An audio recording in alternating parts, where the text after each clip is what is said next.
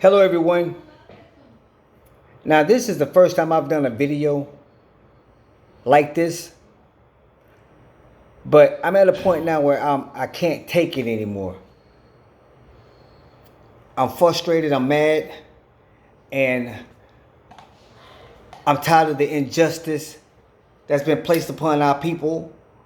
And now, I can no longer talk about it. I got to take action.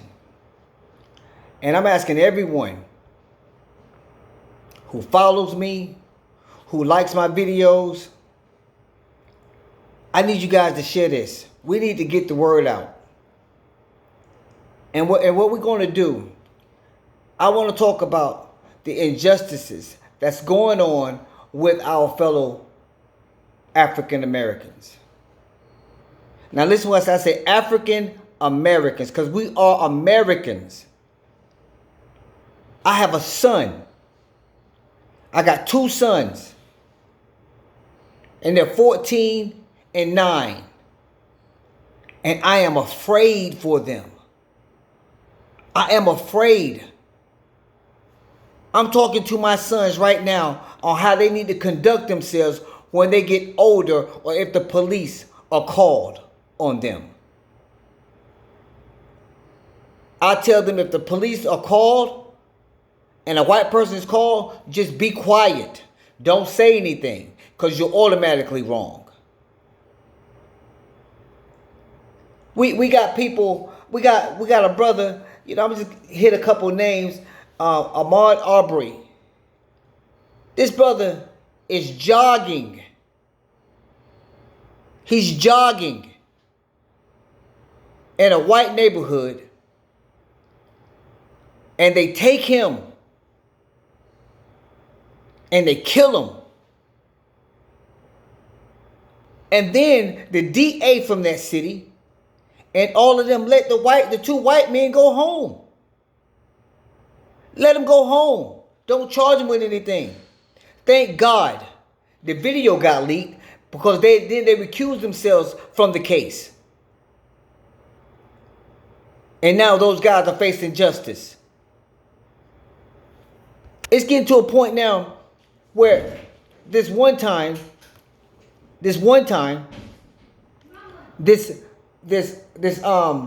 recently, a black man asked a white woman to put her dog on the leash. This white woman calls the police, calls 911 and says that a black man is assaulting her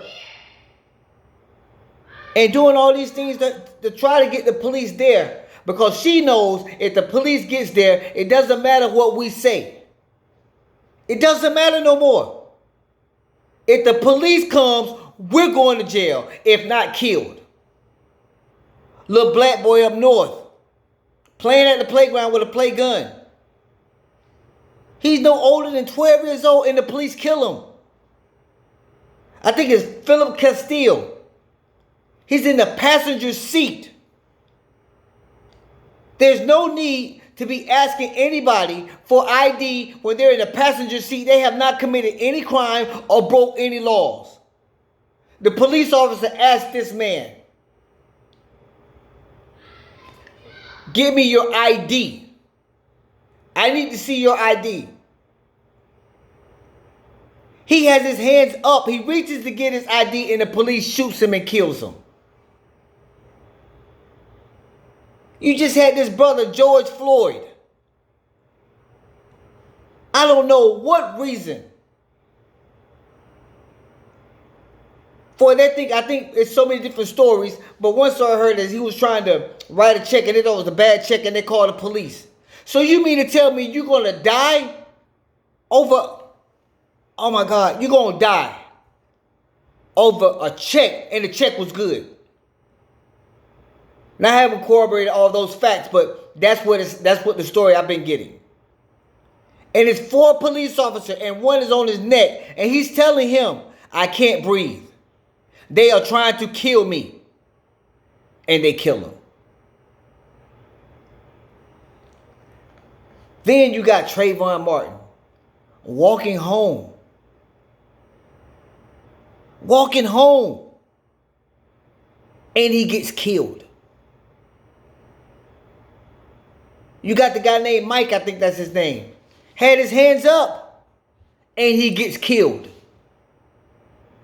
One guy in South Carolina, and thank God the police officer went to jail. Yeah, one guy in South Carolina running from the police, and the police kills him. It just happened. And then the police takes a gun and puts the gun down beside him, acting like he had a gun. I thought the police was here to protect and serve. I'm not against police officers because I got very good friends who are excellent officers. I got a brother who's a police chief. Stand-up man his whole life. I got another brother that's a detective. Stand-up man their whole life. I got good friends that are married to police officers that are good men. I'm not saying police officers are bad. Because it's not just police officers that's killing us. We're killing each other. That's another subject altogether. And just regular white Americans are killing us. And you know the common denominator? They got guns and we don't.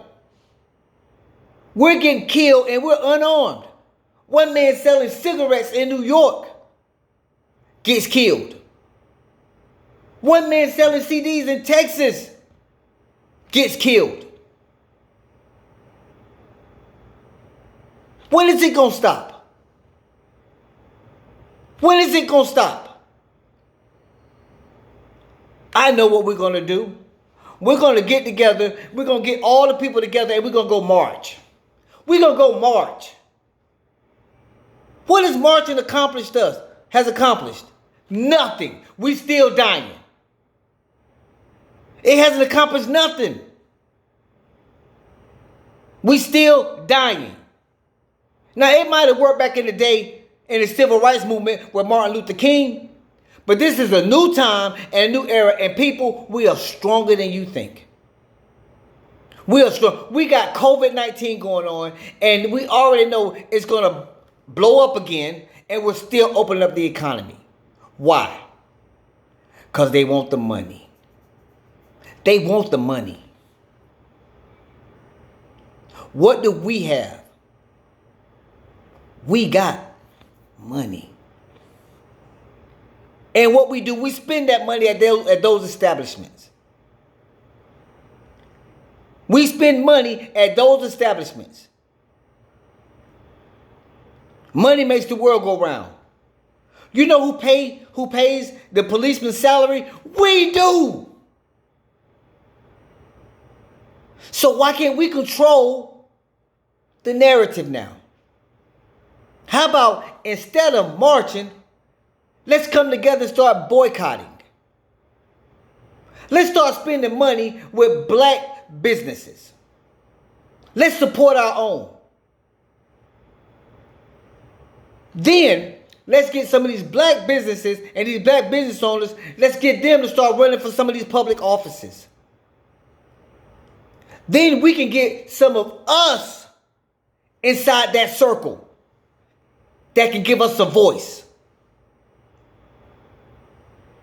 It starts with us.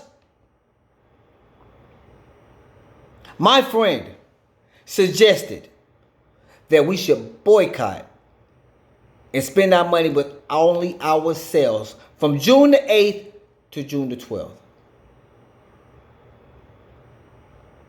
It's not much. Let's do this one time. Just support our own for one time. June the 8th through June the 12th. Then we're going to do it again. Now, we may only have 5 people do it this time. Maybe 10. It doesn't matter if we only have one do it. That starts the ball rolling. It's called the snowball effect. It starts off real small. Then we do it again, it gets bigger. Then we do it again, it gets bigger. Then we do it again, it gets bigger. Then we do it again, it gets bigger. Then before you know it, we're at thousands. Then we're at millions. You don't think they're going to start hearing us then? We can shape and affect the economy. We start affecting their bottom line, which is their money. Oh, people going to start being held accountable. People going to start being held accountable. You're not just going to fire someone that kills us. You're going to prison. That's how it's going to happen. We only need one to start this. I am that one. I got friends that are that one. This might not reach you. You might be offended. And if you are, so what? You don't have kids coming up behind you having to go through this. I am afraid for my son. I got pulled over by a police officer one time. And he asked me, I need to see your license and registrations. I just held my hand on the steering wheel. I say, sir, if you want my license and registration, you're going to have to get it yourself. Because I don't want to give you no excuse to have a reason to kill me. I got a family to get back home to. This is what the world has come to. We got college students sitting in the lobby of a college campus. And a white person sees them and says, you know what, I don't think you're supposed to be here. And they call the police. We got one man with a white woman is holding the door. And the man can't even get in his own building that he lives in. And oh my God, let me tell you this one. We got a black man in his own house. His own apartment. And a white police officer goes into the wrong apartment and kills this black man, this brother, in his own apartment. And then they try to say, oh, well, we smelled weed in the house. Okay, and he in his own place. Why every time they kill us, they try to justify why they did it? I've seen so many negative things about Aubrey. What does that have to do with the case? What does that have to do with the fact that he got killed for jogging and y'all tried to cover it up? There's power in numbers. There's power in solidarity. We have the power. We got to come together. We got to affect their bottom line. If we affect their bottom line, they're going to start holding each other accountable. Because their kids won't be able to go to private school. Then they're going to say, you know what? Let's not mess with them. Because they can affect our livelihood. We got the power. Let's use it. June the 8th through June the 12th. That's the first one. If I get 5 people to do it, we winning. Then the next time we're going to do it again. And that 5 is going to go to 10. That 10 going to go to 20. That 20 going to go to 40. They ain't going to pay attention to us right now. That 40 going to go to 80. The 80 to 160. The 160 to 320. They ain't going to pay attention to us. That 320 to 640. Then we hit the thousands. Then 1,000 to 2,000. 2,000 to 4,000. 4,000 to 8,000. Then 16. Then 32. Then 63. Rome wasn't built in a day. When a tsunami happens, it's a small wave. And then through time, it gets bigger and bigger and bigger. We are the tsunami. Let's stand up for those that are laying down in the grave. Let's stand up for the mothers who lost their sons. Let's come together through solidarity. One person can enact change. I want to thank y'all for listening to me, man. And if I reach one person, if one person watched this video, if one person shares this video, and you feel the pain that we're going through as black people in our own country, if you feel the pain, share this. Let's talk about it.